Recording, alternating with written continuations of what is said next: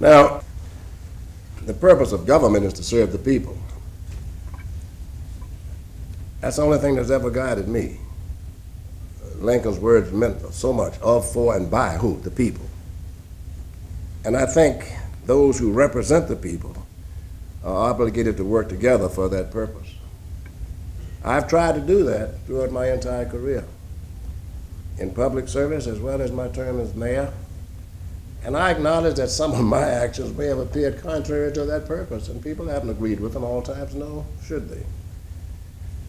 Many of you have heard me describe my one-word definition of politics as money. And some say it's crass. I said, well, let's argue the point. It's about how politicians handle the taxpayers' dollars is how we are measured. What do you think is going on today in this nation? What's going on in the opportunities for people to represent state government? Well, why should it be any different in city government? Controlling the growth of government and adhering to the requirements of a balanced budget as required by the laws of our city and our state is fundamental for good government, not at some levels, but for all levels. 3 years ago, I pointed to the flaws in the city council's process when they attempted to pass the FY2006 budget. That budget was not passed in accordance with the city charter, and harsh talk ensued and even threats of a lawsuit followed. I felt that the law was as my administration had interpreted it. I felt it was on our side. I felt that we'd have no problem. But I didn't want to go into court, didn't go into court, and have yet, since I've been mayor, filed any lawsuit against anybody to resolve anything.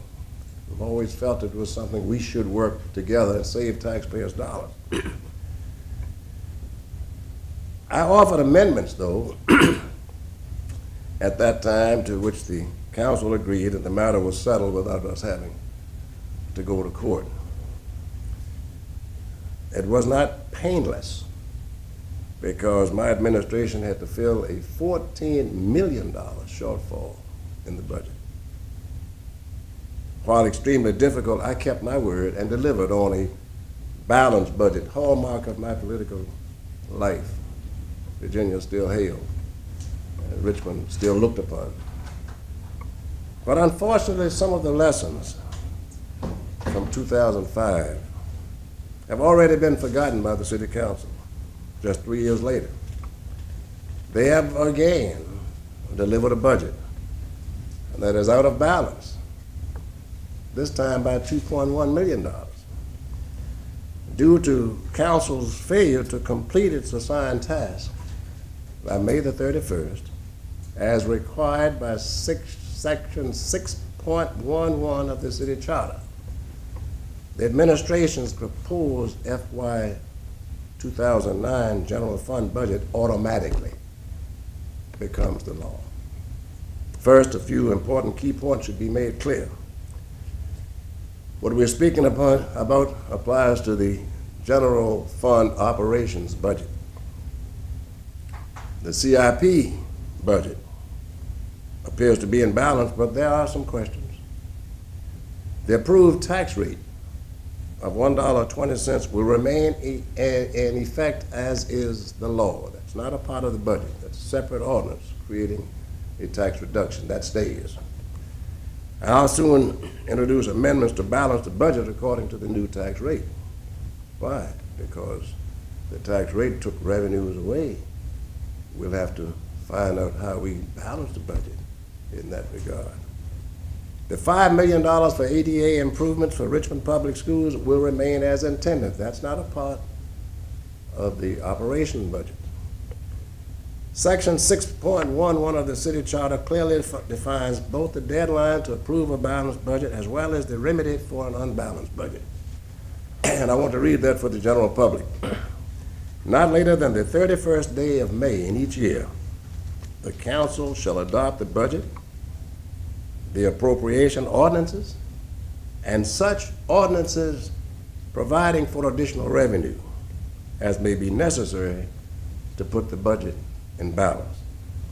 If for any reason the council fails to adopt the budget on or before such day, the budget as submitted by the mayor shall be the budget for the ensuing year, and the appropriation ordinance and the ordinance providing additional revenue, if any, as recommended by the mayor shall have full force and effect to the same extent as if the same had been adopted by the city council, notwithstanding anything to the contrary in this charter. At its May 27th meeting, the city council amended and continued two ordinances that are necessary to provide additional revenue for the FY2009 budget in order to bring it into balance. Ordinance 2008-42 would provide $550,000 from the 07 surplus fund to the 09 general fund budget. Ordinance 2008-89 reappropriates $1.64 million from the 08 budget to pay for the retiree cost of living allowances in the 09 budget. Council's failure to complete its work by the required deadline forced them to amend these ordinances and to continue them until its June 9th meeting last night. As these ordinances provide more than $2.1 million necessary to balance the 09 budget, but had not been voted on and legally approved until last night, the budget as approved by council on May 27th is therefore incomplete and unbalanced, as June 9th is well beyond the required the May 31st deadline, as outlined in section 611. The administration's budget has taken effect and represents the legal budget for the city of Richmond for 2009. I will be working with staff to identify new amendments to balance the budget in accordance with the new tax rate as required by law, as well as to continue to maintain sound fiscal stewardship for the city of Richmond.